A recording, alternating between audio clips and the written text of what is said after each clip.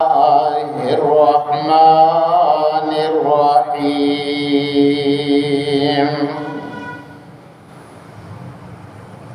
قل إن كنتم تحبون الله فاتبعوني يحببكم الله ويغفر لكم ذنوبكم وقال الله في مقام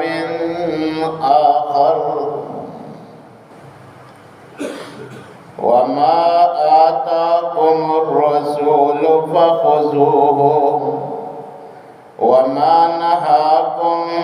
عنه فانتهوا وقال الله عز وجل في التنزيل لقد كان لكم في رسول الله أسوة حسنة وقال النبي صلى الله عليه وسلم كل أمتي يدخلون الجنة إلا من أبى وقيل من يأبى قال من أطاعني دخل الجنة ومن عصاني فقد أبى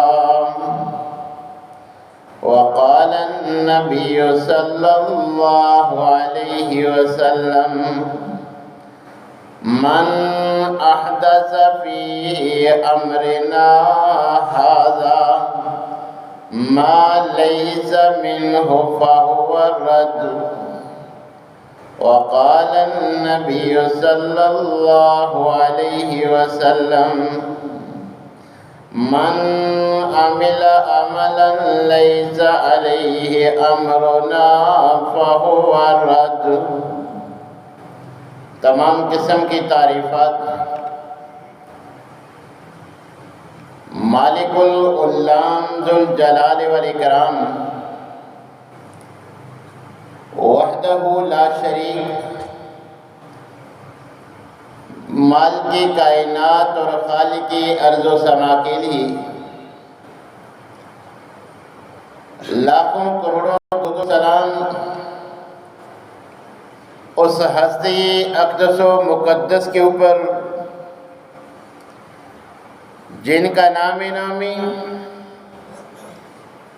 اسم گرامی جناب محمد الرسول اللہ صلی اللہ علیہ وآلہ وسلم ہے. سامعین محترم، آج ہم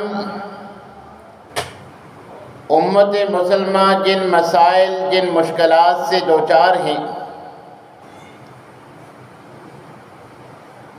معاشی سمیت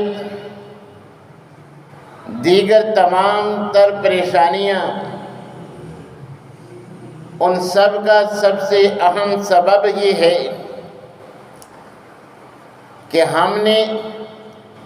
نبی کریم علیہ السلام کی سنت، آپ کے اسوہ اور آپ کے طریقہ کو نظر انداز کر رکھا ہے. صرف چند کام سنت مطابق کر کے ہم سمجھتے ہیں کہ شاید ہم نے سنت پہ عمل کر لیا، جبکہ نماز اور دیگر عبادات سنت کے مطابق ہونا ضروری ہیں. بعینہ ہی دیگر معاملات میں بھی نبی کریم علیہ السلام ہمارے لیے اسوہ حسنہ ہیں. یہ انداز کتاب و سنت کے منافی ہے کہ عبادات تو نبی کریم علیہ السلام کے طریقے کے مطابق، جبکہ خوشی کی ساری رسومات اول تا آخر ہندوؤں کی رسوم و رواج کے مطابق، کسی مسلمان کو یہ زیب نہیں دیتا۔ نبی کریم علیہ السلام کا کلمہ پڑھ لینے کے بعد اور اللہ تبارک و تعالیٰ کی ان واضح قرآن میں فرامین سننے پڑھنے کے بعد پھر بھی وہ آپ کے اسوہ کو چند کاموں کے لیے خاص کر دیں۔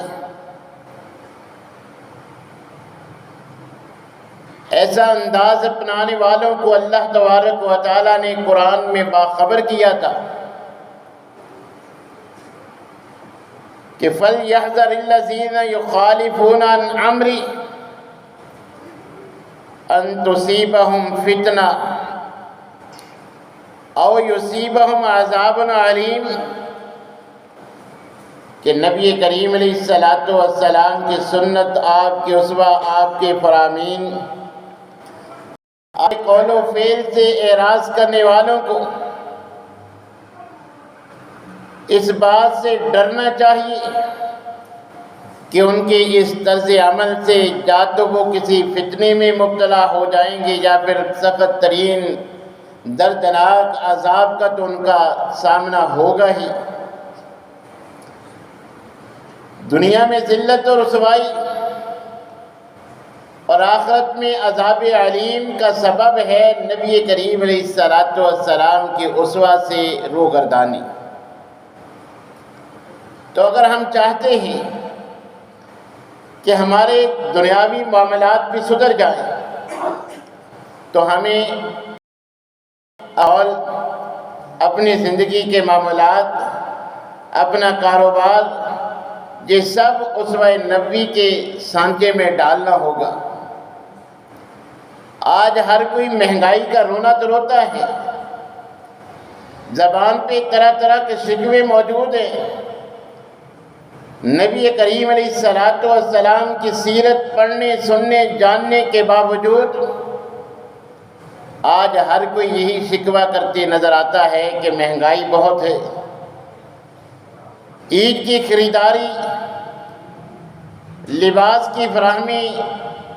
انتہائی مشکل ہو چکی ہے۔ یہ جاننے کے باوجود کہ نبی کریم علیہ السلام کے پاس کتنے جوڑے تھے زیب تن کرنے کے لیے، آپ کی معمولات کے کتنے اخراجات تھے۔ آج یہ جو مسلمان مہنگائی سے، بے روزگاری سے پریشان ہیں، ہماری حالت یہ ہے کہ الماری میں لٹکانے کے لیے، رکھنے کے لیے جگہ نہیں، اور زبان پہ شکوے شکایتیں ہیں کہ کوئی پہننے کے لیے ڈھنگ کا سوٹ نہیں۔ اور ہم نے اپنی طرف سے یہ اصول بنا لیا کہ ایک مرتبہ ایک خوشی کے موقع پر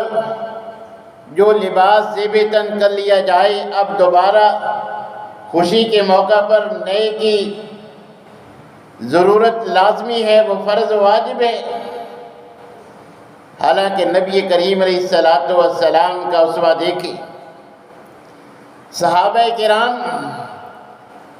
وہ صحابہ کہ جو اہم ترین عہدوں پہ فائز، وقت کے حکمران، وقت کے امیر المومنین، اور اہم ترین موقع کہ خطبہ جمعہ کے لیے منبر رسول پہ کھڑے ہو کے خطبہ دینا ہے، اس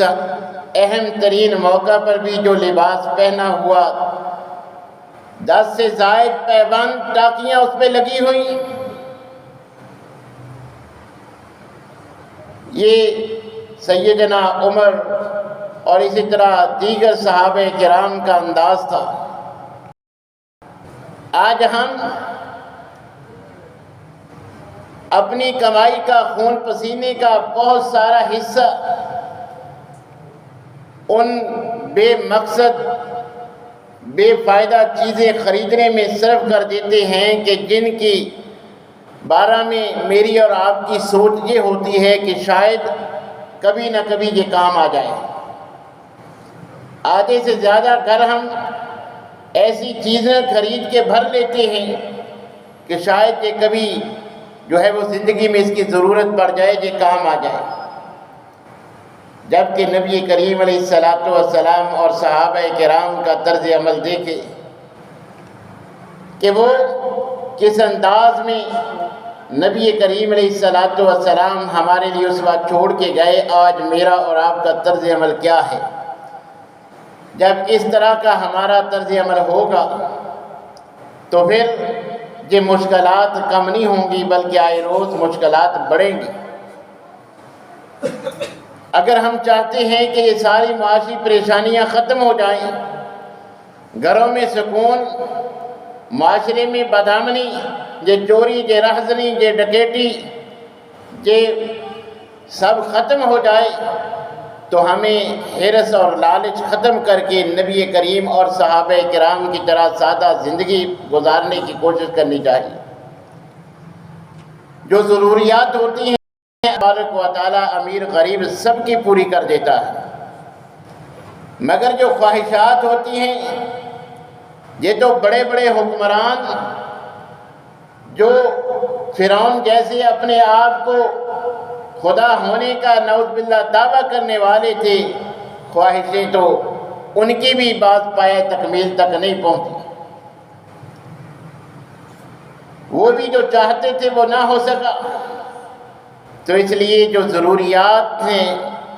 ان پہ ہمیں اپنی کمائی خرچ کرنی چاہیے۔ فضول رسوم و رواج اور بے مقصد چیزوں پہ سرمایہ خرچ کرنے کی بجائے ہمیں جو اللہ تبارک و تعالیٰ دے رہے ہیں اس پر قناعت کرنے کی اور اللہ کا شکر ادا کرنے کی عادت ڈالنی چاہیے، تو تبھی ممکن ہے کہ ہمارے حالات سدھرے۔ نبی کریم علیہ الصلوۃ والسلام کو اللہ نے صرف اس مقصد کے لیے نہیں نبی اور رسول بنایا تھا کہ ہم نماز ان کے طریقے کے مطابق پڑھیں۔ زندگی کے ہر شعبے میں آپ ہمارے لیے اسوہ حسنہ ہیں۔ لقد کان لکم فی رسول اللہ اسوۃ حسنہ، یہ صرف نماز کے لیے حکم نہیں ہے، زندگی گزارنے کا مکمل جو انداز ہے وہ نبی کریم علیہ الصلوۃ والسلام والا ہونا چاہیے۔ صحابہ کرام نے صرف عبادات کے لیے آپ کو اسوہ نہیں بنایا تھا، بلکہ جو انداز نبی صلی اللہ علیہ وسلم کا دیکھتے اس کو اپنانے کی کوشش کرتے۔ یہی وجہ ہے کہ دنیا میں بھی آج تک بلکہ قیامت تک ان کے نام اسی طرح باقی رہیں گے، اور ان کی زندگی میں ہی اللہ تعالیٰ نے ان کو اپنی رضا کا اور جنت کا جو ہے وہ اعلان فرما دیا۔ اللہ تبارک و تعالیٰ ہمیں جھنجھوڑ رہے ہیں کہ جو پیغمبر کا اسوہ آپ کی سنت، آپ کے قول و فعل کو نظر انداز کر رہی ہیں، ان کو یہ طرز عمل چھوڑ دینا چاہیے، ڈر جانا چاہیے، ورنہ جائے روز کسی نہ کسی فتنے میں مبتلا ہوں گے اور آخرت میں دردناک عذاب تو ہوگا ہی۔ اور آج دوسرا جو امت مسلمہ کا طرز عمل ہے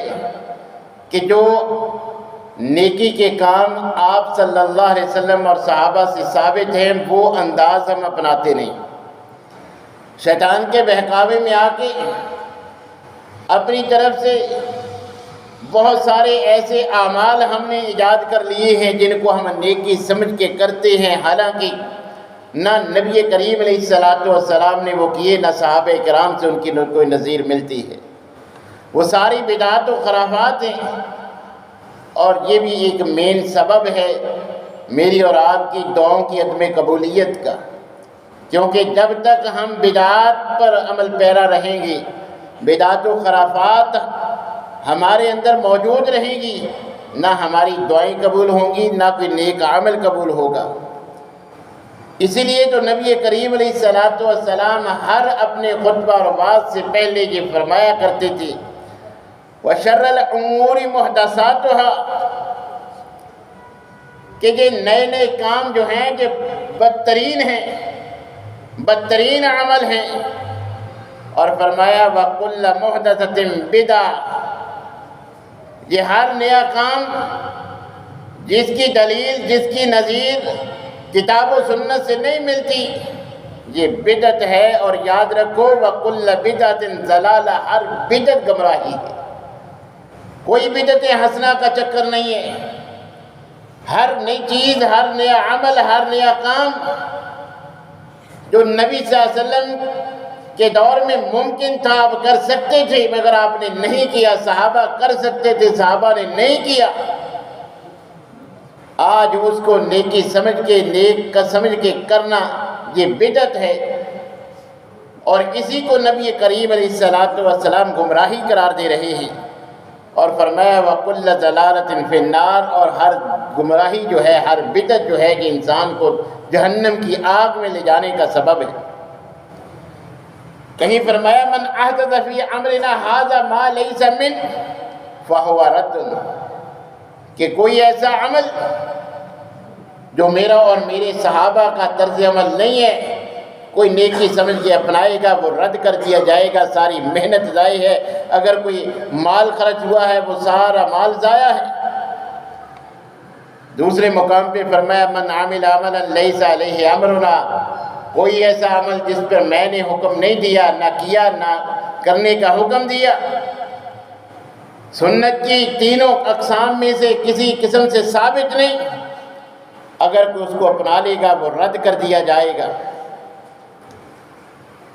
اور یہ بدعت اس قدر سنگین جرم ہے، نبی کریم علیہ الصلوۃ والسلام نے فرمایا من وقر لصاحب بدعۃ فقد عنان علی عدم الدین، کہ بدعتی کی جو تعظیم کرتا ہے، جو عزت کرتا ہے، وہ بھی دین کو نقصان پہنچانے میں، دین کو گرانے میں اس نے بھی معاونت کی ہے۔ بدعتی انسان کی عزت کرنے کی شریعت میں گنجائش نہیں ہے۔ یہی وجہ ہے کہ یہ فرامین بیان کرنے والے، سن کے ان پہ عمل کرنے والے یہ صحابہ کرام، کہ حضرت عبداللہ بن عمر رضی اللہ تعالیٰ عنہ، ان کو ایک مسلمان کا سلام جو ہے وہ پہنچایا گیا کہ جناب آپ کو فلاں انسان نے سلام بھیجا ہے۔ سلام پہنچانے والے سے مخاطب ہو کے فرمایا کہ میرے علم میں، میرے نوٹس میں یہ بات آئی ہے کہ اس نے کوئی بدعت ایجاد کی ہے، اور یاد رکھ میرے سلام کا جواب اس تک نہ پہنچانا۔ یہی عبداللہ بن عمر رضی اللہ تعالیٰ عنہ کہ جنہوں نے بدعتی کے سلام کا جواب دینا گوارا نہیں کیا، آخری عمر میں جب نظر کمزور ہوئی، خود مسجد میں جانا مشکل تھا، شاگرد لے کے جاتے ہیں، فجر کے وقت مسجد میں جب پہنچے کیا دیکھتے ہیں، کانوں میں آواز سنائی دیتی ہے کہ مؤذن جو اذان دے چکا ہے، اذان ہو چکی ہے، اور اب لوگوں کو دوبارہ آگاہ کرنے کے لیے الصلاۃ الصلاۃ کے الفاظ کہہ کے اٹھا رہا ہے۔ تو عبداللہ بن عمر اپنے شاگرد سے کہتے ہیں کہ بھئی مجھے اس مسجد سے لے چلو، یہ تو بدعتی لوگوں کا مقام ہے۔ نبی صلی اللہ علیہ وسلم اور صحابہ کا یہ انداز نہیں تھا کہ اذان دینے کے بعد میں ایسی آوازیں لگائی جائیں، یہ تو بدعت ہے۔ آپ وہاں ٹھہرنے پر تیار نہیں تھے کہ مجھے فوراً اس مسجد سے لے چلو، کہ یہ تو بدعتی لوگ ہیں۔ یہ صحابہ کرام کا طرز عمل تھا، کیونکہ وہ سن چکے تھے کہ جس نے بدعتی کی تعظیم کی، جس نے اس کی تکریم کی، اس نے بھی دین کو نقصان پہنچانے میں معاون ثابت ہوا، اس نے بھی معاونت کی ہے۔ یہی وجہ ہے کہ امام سفیان ثوری رحمۃ اللہ علیہ فرماتے ہیں کہ شیطان کو گناہ کے معاملہ میں بدعت زیادہ پسند ہے زنا سے، گناہ سے بھی زیادہ شیطان کو پسندیدہ عمل ہے کہ انسان کوئی ایسا کام اچھا سمجھ کے کر لے کہ جس کا کتاب و سنت میں کوئی ذکر نہیں، کوئی وجود نہیں۔ یہ شیطان کو اس بات سے زیادہ پسند ہے کہ کوئی گناہ کرے، کیونکہ گناہ کرنے پر گناہ گار توبہ کر لیتا ہے، جان جاتا ہے کہ مجھ سے غلطی ہوئی ہے، وہ توبہ کر لیتا ہے، جبکہ بدعت کا ارتکاب کرنے والا اچھا سمجھ کے کرتا ہے، نیک جذبے اور ارادے سے کرتا ہے، وہ سمجھتا ہے کہ میں بہت اچھا کر رہا ہوں، جب وہ غلطی سمجھتا ہی نہیں، گناہ سمجھتے نہیں، پھر اس کی معافی کب مانگے گا؟ اس لیے امام ثوری رحمۃ اللہ علیہ فرماتے ہیں شیطان کی نظر میں گناہ سے زیادہ بدعت زیادہ جو ہے سنگین ہے، وہ زیادہ خوش ہوتا ہے کہ لوگ گناہ کی بجائے بدعات، نئی نئی بدعات کا جو ہے وہ ارتکاب کریں۔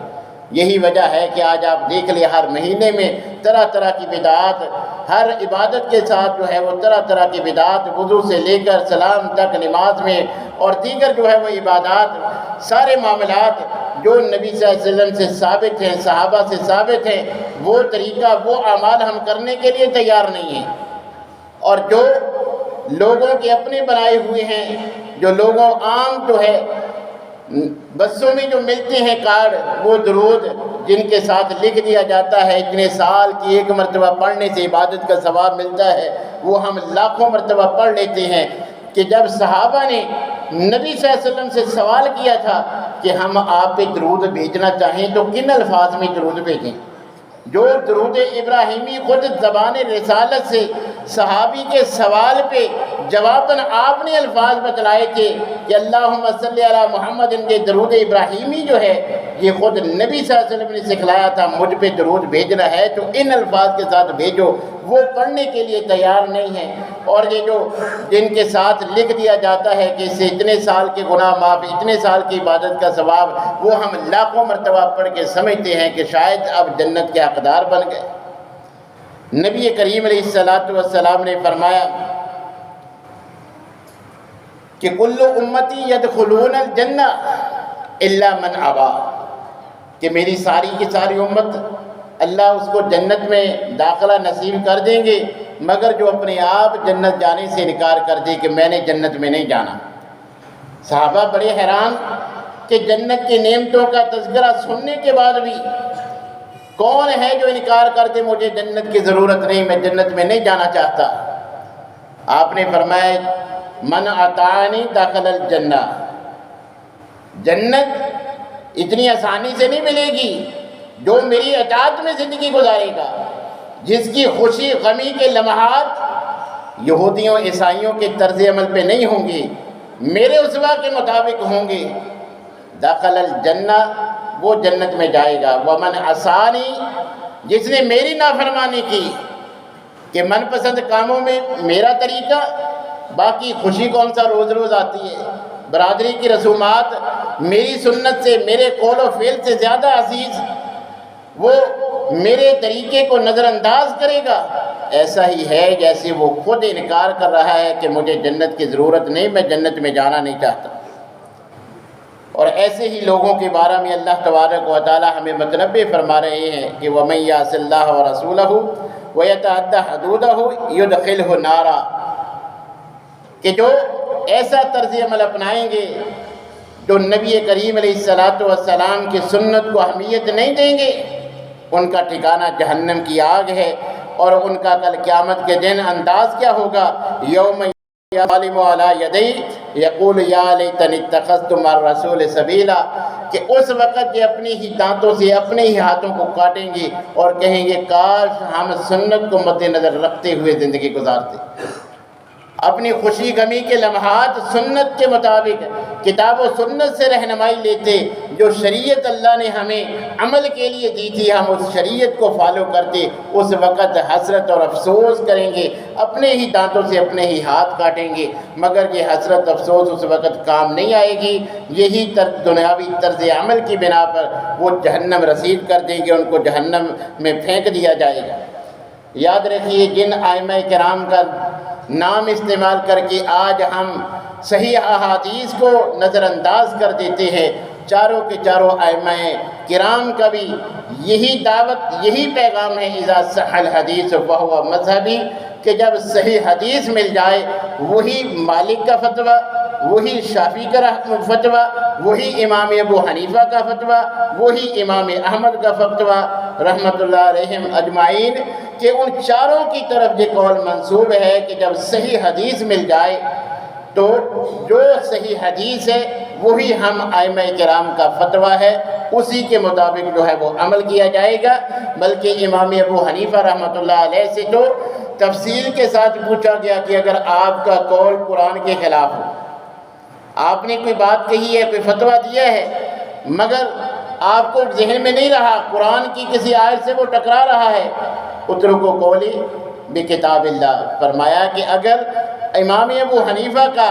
میرا ابو حنیفہ کا کوئی قول، کوئی فتویٰ قرآن کی آیت سے ٹکراتا ہے تو میرے قول کو چھوڑ دو، قرآن پہ عمل کرو۔ اور اسی طرح فرمایا کہ اگر سنت رسول سے ٹکرا جائے، فرمایا اترکوا بقولی بخبر رسول، کہ اگر رسول اللہ صلی اللہ علیہ وسلم کے فرمان سے میرا قول، میرا فتویٰ ٹکرا جائے تو میرے قول کو چھوڑ دو۔ حتیٰ کہ کسی صحابی کے فتوے سے ابو حنیفہ کا فتویٰ ٹکرا جائے تو جو صحابی کا فتویٰ ہے وہی میرا فتویٰ ہے، میرے فتوے پہ عمل کرنے کی بجائے صحابی کے فتوے پہ عمل کیا جائے۔ آج بھی کتب فقہ میں یہ امام ابو حنیفہ رحمۃ اللہ علیہ کے جواب، یہ پوچھنے والے کے سائل کے سوال کے جواب میں یہ بات موجود ہے۔ تو جن کے نام لے کر ہم صحیح احادیث کو نظر انداز کر دیتے ہیں، ان کا پیغام، ان کی دعوت، ان کا طرز عمل یہی ہے کہ جب صحیح حدیث مل جاتی ہے وہی ہماری فقہ ہے، وہی ہمارا فتویٰ ہے، اسی پہ جو ہے وہ ہر مسلمان کو عمل کرنا چاہیے۔ بلکہ امام شافعی رحمۃ اللہ علیہ سے تو ایک پوچھنے والے نے پوچھا کہ جناب یہ مسئلہ بتلائیے، آپ نے حدیث سنا دی، فرمایا ٹھیک ہے یہ حدیث کا تو علم میں آ گیا، اب آپ کس بارے میں کیا رائے ہے؟ غصے سے چہرہ سرخ ہو گیا، فرمایا میں تمہیں عیسائی یا یہودی معلوم ہوتا ہوں؟ میں نے کوئی عیسائیوں والی کوئی سلیب گلے میں لٹکائی ہوئی ہے کہ پیغمبر کا قول سن بھی لیا، میں نے سنا بھی دیا، اب اس کے مقابلے میں اپنی رائے پیش کروں؟ میں تمہیں مسلمان نہیں دیکھنے میں لگتا؟ کون مسلمان کی جرأت کر سکتا ہے کہ پیغمبر کا فیصلے کے مقابلے اپنی جو ہے وہ رائے پیش کرے؟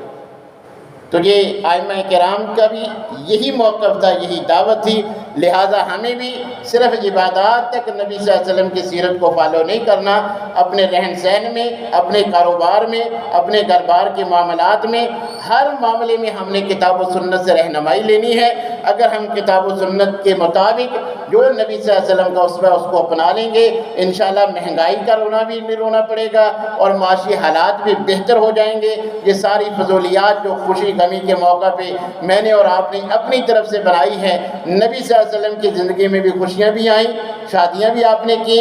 اولاد بھی ملی، اس کے بھی جو ہے وہ جس سالگرہ کے معاملات، بچے کی پیدائش پہ جو ہم معاملات، جتنے اخراجات ہمارے ہوتے ہیں، اور آپ کی فوتگیاں بھی ہوئیں، آپ کی زندگی میں جو ہے وہ آپ کی بیٹیاں، آپ کی جو ہے وہ ازواج میں سے بھی بعض ازواج، ان کی وفات کے بعد جو انداز نبی صلی اللہ علیہ وسلم کا میرے اور آپ کے لیے اسوہ ہے، اگر وہ ہم اپنا لیں گے لاکھوں روپیہ خرچ کر کے، یہ تیجا ساتہ 40واں وغیرہ، یہ سارے کام خود بخود ختم ہو جائیں گے، کیونکہ نبی صلی اللہ علیہ وسلم کی بعثت کا ایک مقصد یہ بھی تھا، جیسا کہ کتاب و سنت سے ثابت ہے کہ جو از خود ہم نے مسلمانوں نے، انسانوں نے اپنے کندھوں پہ اپنی طرف سے بنا کے جو ہے وہ بوجھ تلے دب گئے تھے، نبی صلی اللہ علیہ وسلم اس بوجھ سے آزاد کروانے کے لیے آئے تھے۔ تو ہم اگر چاہتے ہیں ہماری حالات بدل جائیں تو عبادات کی طرف، باقی معاملات میں بھی نبی صلی اللہ علیہ وسلم کے طریقے کو فالو کریں۔ اللہ تبارک و تعالی ہر معاملہ میں کتاب و سنت کی اتباع کرنے کی توفیق عنایت فرمائے۔ وآخر دعوانا